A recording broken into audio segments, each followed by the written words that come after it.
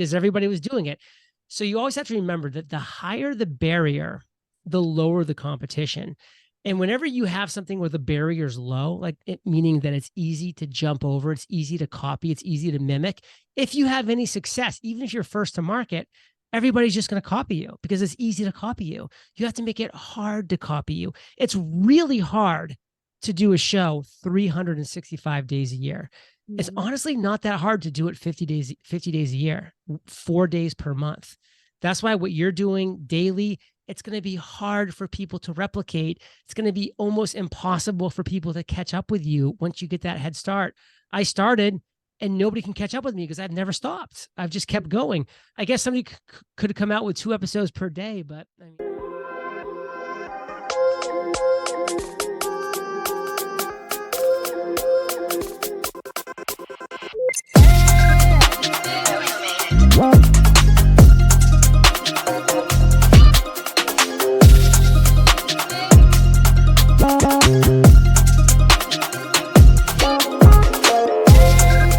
Hello, Empower Nation. Welcome to Empower Her Money podcast. I am your host, Angela Duncan, speaker, best-selling author, serial entrepreneur.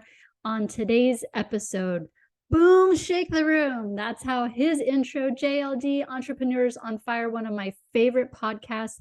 And I get to interview him on this podcast. So get your phones out, get your pen, piece of paper ready. He is dropping value bombs in this amazing podcast. Check it out. JLD, welcome to Empower Her Money podcast. Thank you for joining me today. I'm honored to be here. You know, being of the male persuasion, I think this is really cool that I get to come and chat with you about these great conversations. Yeah, so let's dive right into the questions. Obviously, you paved the way for podcasters like myself. So think back to those years ago when you first started Entrepreneurs on Fire. What was your vision for EO Fire? My vision was, number one, to interview the world's most successful entrepreneurs so I could tell their story, their knowledge, their successes, their failures, their strategies, tactics, tips, tools to an audience in a manner that could be consumed for free, on demand, targeted. So that was why podcasting was a perfect platform. I had fallen in love with it for years. And I said, man, I can create a show that doesn't exist, a daily podcast that interviews the world's most successful entrepreneurs and then delivers that content 7 days a week for free to anybody who wants to press the play button. That was my vision. And it's been 11 years, 4,231 episodes, 158 million listens. And I'm still going strong, Angela. Yeah, that is amazing. So I'm sure you consume some podcasts too, and there's a lot of people who've kind of copied your format. What do you think a lot of podcasters are missing that's keeping them from being successful? Here's what they're missing. You will be successful as a content creator if you are doing this one thing. You are creating the number one solution to a real problem in this world. One more time. The number one solution to a real problem. It has to be a real problem, not just any problem, because people won't care enough to pay for a solution if it's not a real problem that they're experiencing, a real thorn in their side, so to speak. But if you can honestly look in the mirror and say, I am creating the number one solution to this real problem, and then you show up every day and do it, you will win. Not today, not tomorrow, but over time, there'll be a day you wake up and you're like, I am winning. And to your point, listen, we're all standing up on the shoulders of giants. I learned from those that came before me. I took some of their great things and strategies and tools and I applied it to my show. But the key thing is I made it my own. I put in my personality and then I put that spin in of I was the number one solution to a real problem in this world. Entrepreneurs on Fire. The day that I launched, it was the best daily podcast in the world interviewing entrepreneurs. It was the worst daily podcast in the world interviewing entrepreneurs. It was the only daily podcast in the world interviewing entrepreneurs. That's why I was creating the number one solution to a real problem, because it was the only solution to a real problem. There was a lot of people out there just like me that were driving to work 5 days a week, that were hitting the gym, that were walking their dog, that wanted a show that was coming out every single day with a new episode that they could consume or choose not to, but know that the next day there was another one waiting for them as well. That was the magic of Entrepreneurs on Fire, because nobody wants a pale, weak imitation of somebody else. They want the real, true, authentic version of you. So find out what your true, authentic value is that you can give to the world, and then do it every single day. Love that. Yeah, you definitely inspired me with that point right there. My goal with Empower Her Money is to teach financial education to women everywhere. And you're right, this is a free platform, so a lot of people have access to it. So thinking of today, with the advancement of AI and technology, how do you see that changing, like the podcast world? Obviously, it's a lot easier to edit, to get contact out there. Is, ChatGPT going to take over and be podcasting? What do you see changing in our world? I mean, listen, things are changing so fast. I mean, you asked me this question in 3 months' time, I might have a completely different answer, because the world is changing so fast. And that's both exciting and terrifying at the same time. But, whenever there's change, there's opportunity. This is where I'll go back and say it's even more important now, because of what you just mentioned, that you become the number one solution to a real problem, because it's so easy to just come out now with generic content and just kind of be this person that's just parroting what everybody else is saying. For so long, people were just posting a quote on Instagram and they were getting traction from that.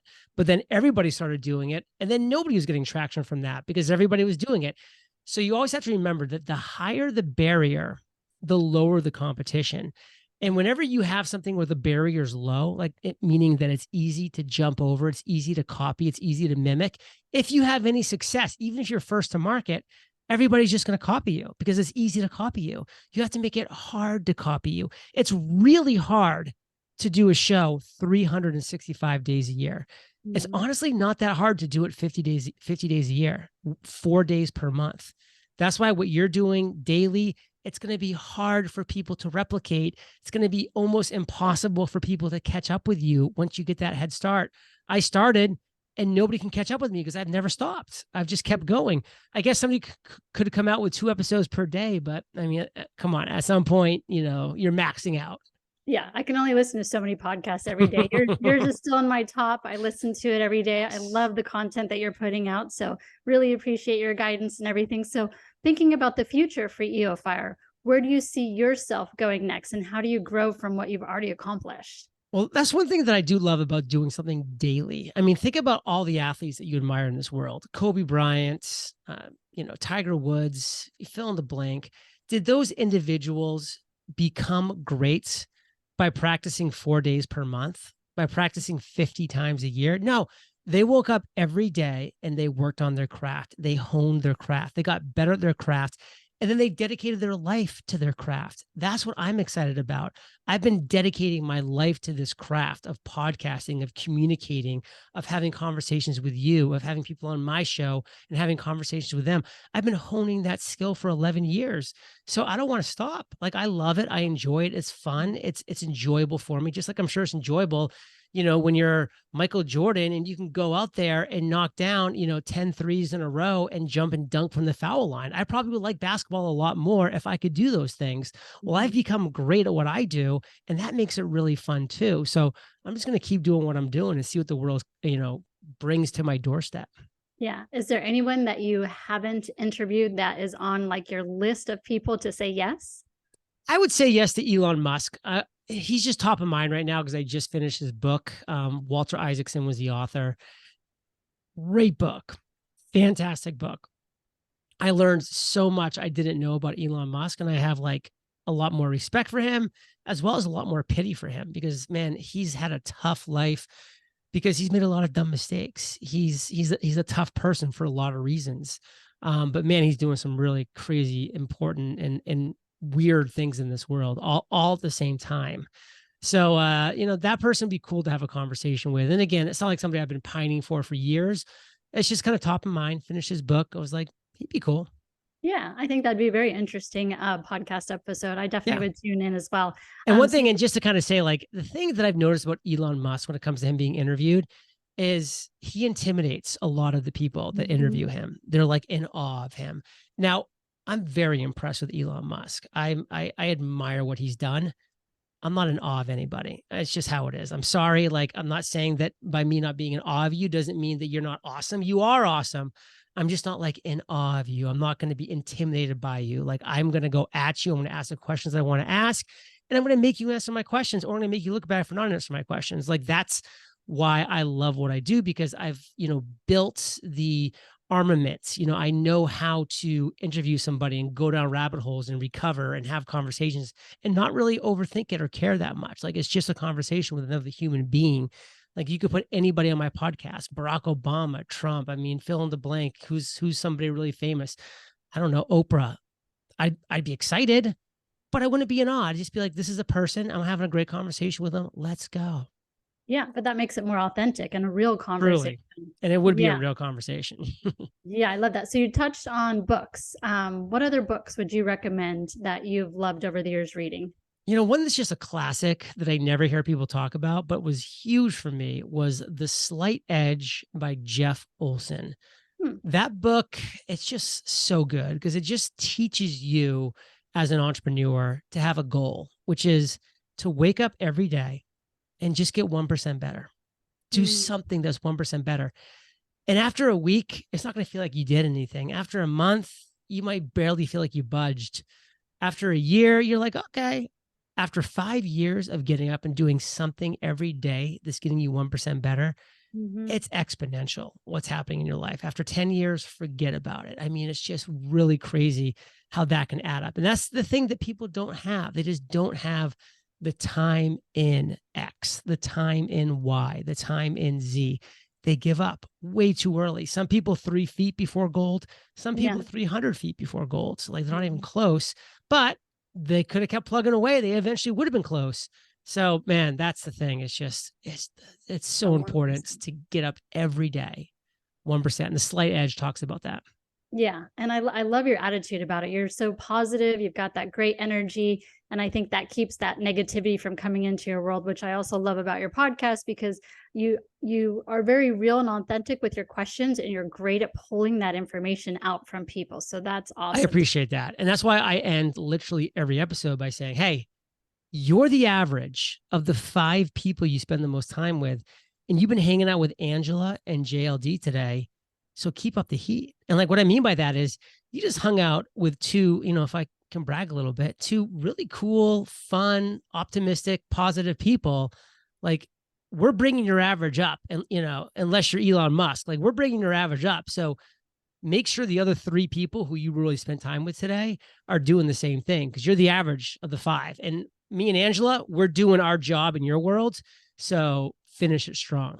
That's incredible. You talk about Puerto Rico. What made you decide to move and leave the US to move to Puerto Rico? Listen, you say empower your money. I say keep the money you make. I mean, we work so hard to make money, and then we just give half of it, if not more, to the government. And like, that huge percentage of our wealth just erodes this unbelievable opportunity to build, generational wealth in such a crazy way. So when I moved to Puerto Rico back in 2016, I went from California, where I was paying 51% total tax, to Puerto Rico, where I'm paying 4% tax total. And then I'm paying 0% capital gains tax. So if I'm investing in stocks, crypto, real estate, that's appreciating over time. I'm paying 0% capital gains on that, so that I can flex that into something else, another investment, another opportunity, philanthropy. Like right now, I have the Torch Scholarship that I started a number of years ago, where actually I sponsor 4 Puerto Ricans every year to go to my alma mater, Providence College in Rhode Island, because I want to bring more diversity to my school up in Rhode Island. I don't want it to be 96% Caucasian. Like, to me, that's crazy. That's not the real world. Like, let's bring some real diversity to this world. And I'm doing my part by sponsoring a freshman, a sophomore, a junior, and a senior to Providence College every year. So they come back to Puerto Rico now. They're wearing the gear. They're talking about the school, about snow, about this, about that, about the Friars basketball team. We're playing Wisconsin tonight. Go Friars. And it's awesome. And I love it. And we actually, every August, we have a little get together at my house with their family and them, and they all get to hang out and see each other. And it's just a great time. Yeah, I love that. We've got the money tip in there and the giving back. Final question, fun question for you. If you could have a superpower, what would it be and why? My superpower would honestly be gratitude. And that's a superpower that we can all have. And I actually saw that thing on your wall that says, I am thankful. And like, that's a superpower. Being thankful, being grateful. And there's a reason why both of the journals that I've created, the Mastery Journal and the Freedom Journal, start with, I am grateful for, something unique that I am grateful for, because it's important to be grateful for your surroundings. I mean, because, we only have so much time in this world. It's so easy to go down that negative hallway that so many people go down, especially with social media dragging you into it, that you have to be thankful. You have to be grateful. So my superpower would be to always be grateful, to always be thankful. Because frankly, I'm not. I try, and I am a lot more than most people, but I'm a human being. I have my ups, I have my downs. And if I didn't, it'd be weird. So I'm glad that I do. But, that's a superpower. Well, on that note, I am grateful that you joined me today. Thank you so much, JLD, and good luck to Kate and you. I will be talking to you soon. Thank you. We need it. Adios. Thank you so much for tuning into Empower Her Money podcast. Hope you enjoyed this episode. Don't forget to subscribe, share this podcast, and leave a review wherever you are tuning in.